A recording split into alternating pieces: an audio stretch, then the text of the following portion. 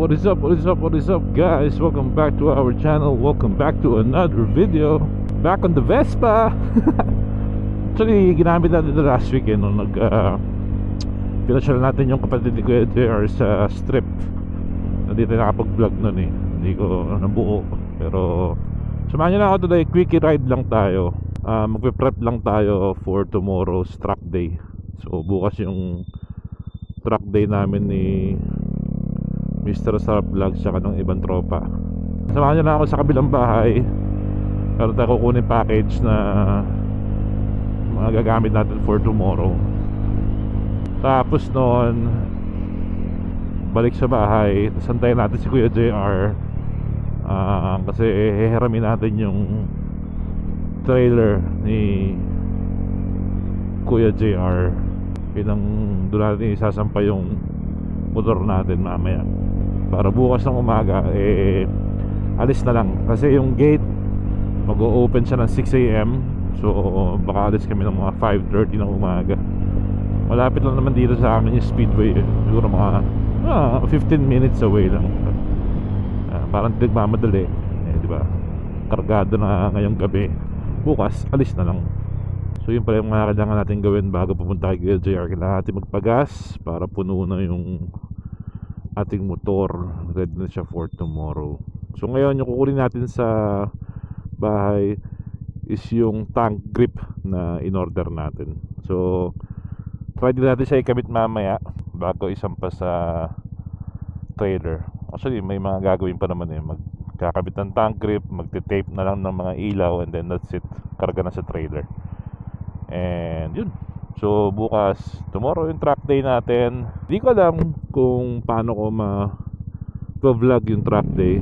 Kasi last time naka 360 na tayo. So may nakunan tayo sa loob ng racetrack.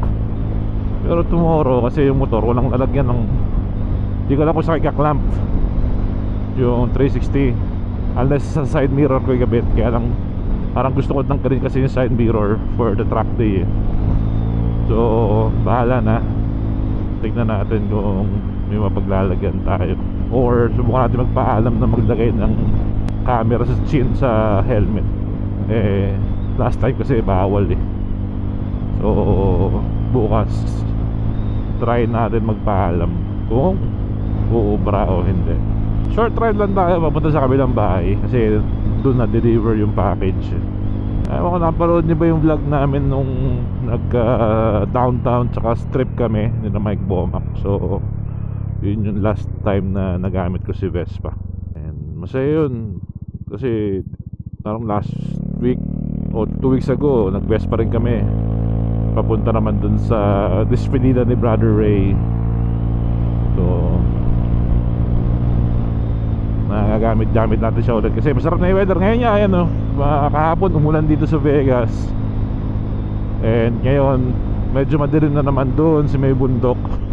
Hindi ko lang kung uulan dito sa side namin. Pero tomorrow supposed to be no chances of rain,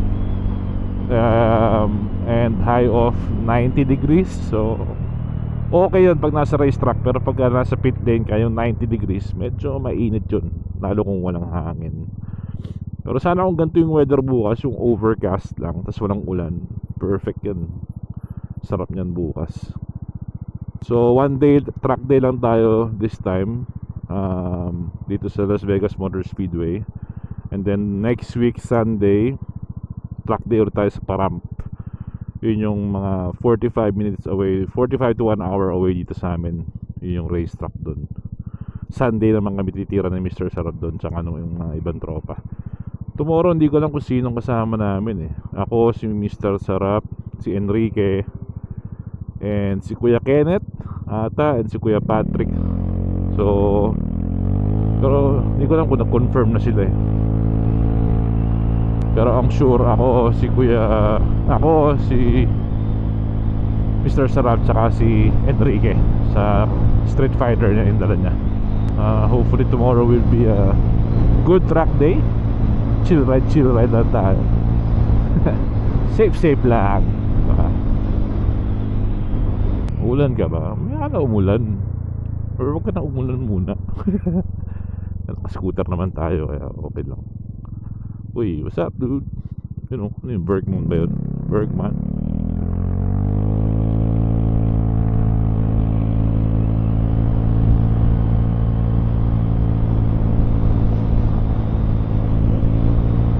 Hindi tayo nag-jacket ha, pero naka-airbag tayo.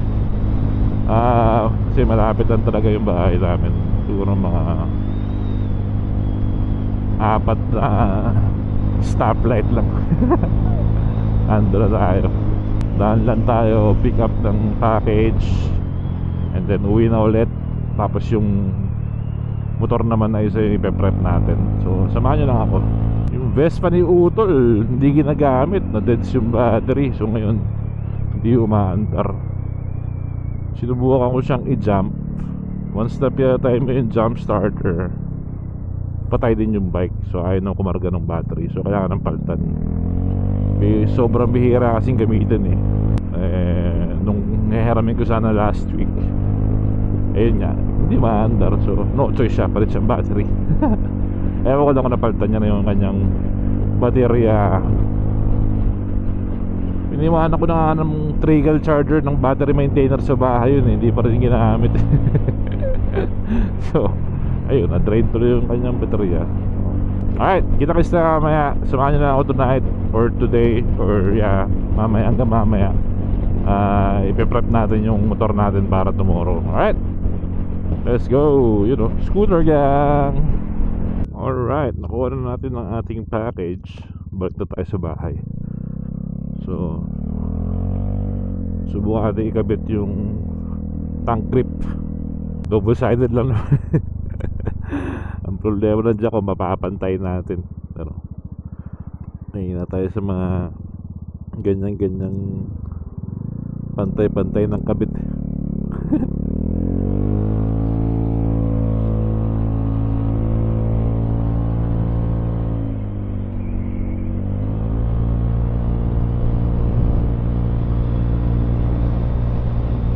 Pag bumotor daw si Utol, papasok ka.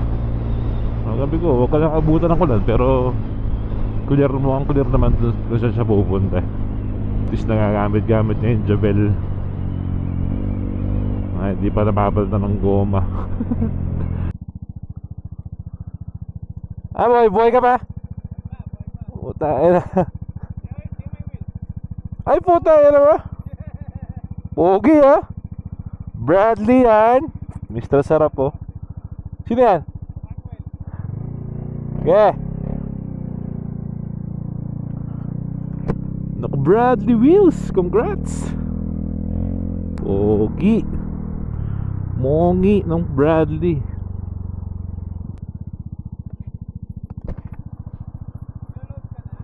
Ha? Di pa. Mamaya malapit na Kuya JR. Pogi naman sakto lang, hindi nakalabas. Ha? Oo, sakto lang. Anong kulay yan? Gunmetal, no?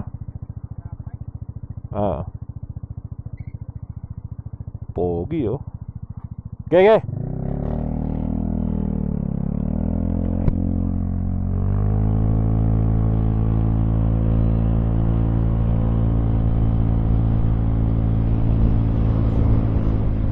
Bagong wheels sa kanyang Tundra.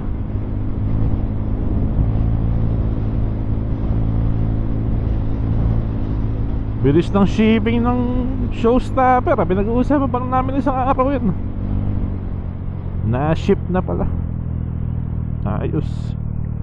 Prepare na rin yan. Maglo-load na rin ang motor yan maya maya. Kasi maaga kami alis bukas. So hopefully walang maging aberya.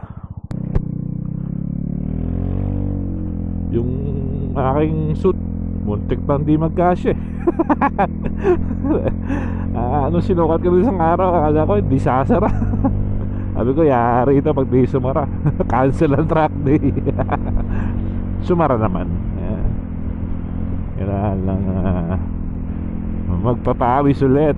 Tagal nang di nakapagpapawis.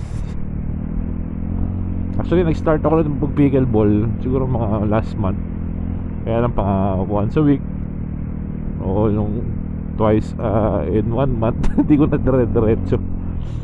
Pero simulan ulit natin yan kasi baka maya susunod na track day hindi na talaga magkasya yung suit natin eh, sayang naman, diba? Buti nga may nagkasya ng suit eh, maintain na lang natin. Sarap talaga ni Vespa pag ano, dito lang, walang hassle, walang clutch, gasolina ka lang, okay na. Kanina hindi ko makita yung inner suit ko kasi diba lumipat nga kami, so kung di ko talaga siya makita kanina, magbe-best pa sana ako papuntang Cycle Gear para kumuha ng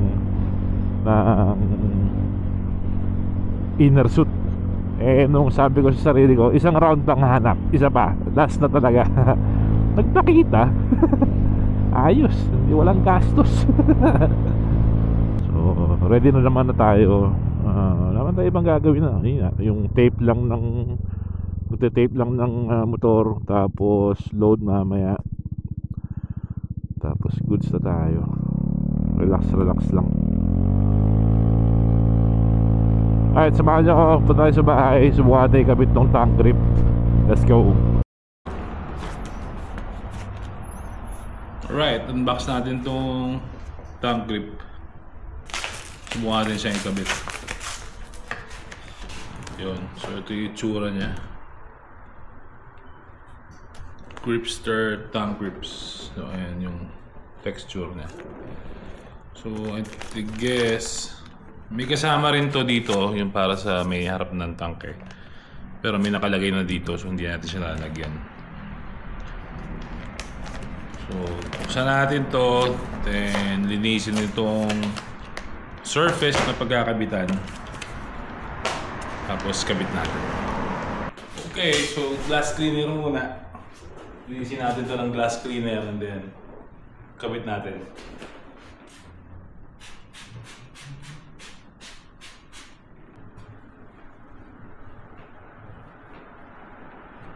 Alright, subukan natin. Sundan lang natin yung hulma ng tangke. Then, we'll see.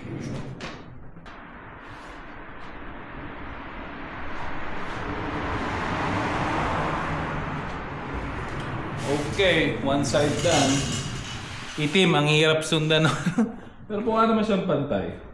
So, sundan lang natin yung linya ng tangke. So, kabit natin yung kabilang side. So, ayan yung itsura niya. Yan. Mukha namang dumikit siya ng maayos. Mukha namang nakaangat. So alright, next side. Same process lang. Unas, tapos kabit.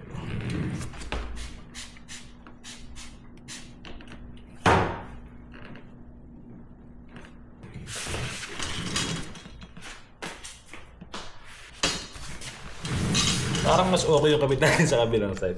Dito sa kaliwang side. Pero okay lang. Nakita yan. Okay. Finish. Kahit di pantay. Pero goods lang yan. So antayin natin yung text ni Kuya JR. Tapos punta tayo sa kanila. Dali natin to, i-load natin sa trailer. Let's go. Alright, nag-text na si Kuya JR. Bahay na sila. So punta na tayo doon. Pero magpapagas muna tayo para bago isampa sa trailer nakagas na. Lapit lang yung bahay ni Kuya JR sa atin, mga 2 blocks away lang.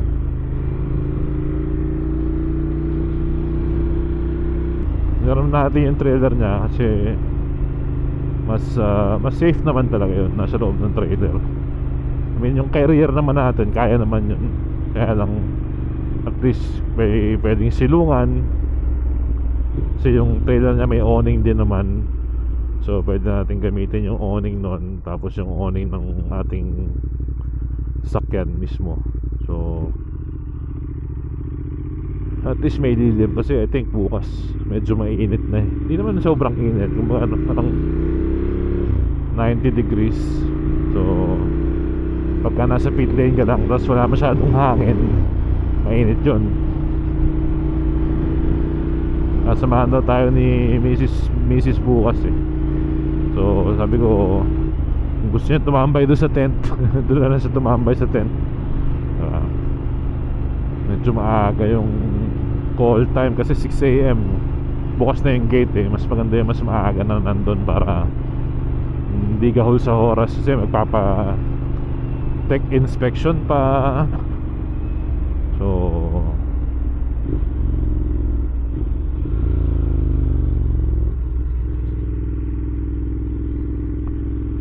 So pagas lang muna tayo.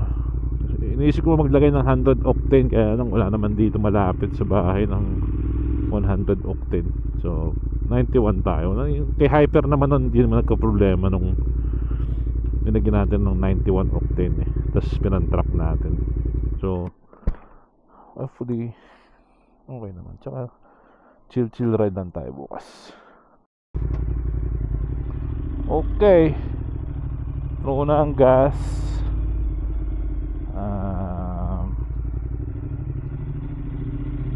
Bukas gano'n lang yung diskarte ko siguro. Parang ginawa ko last time.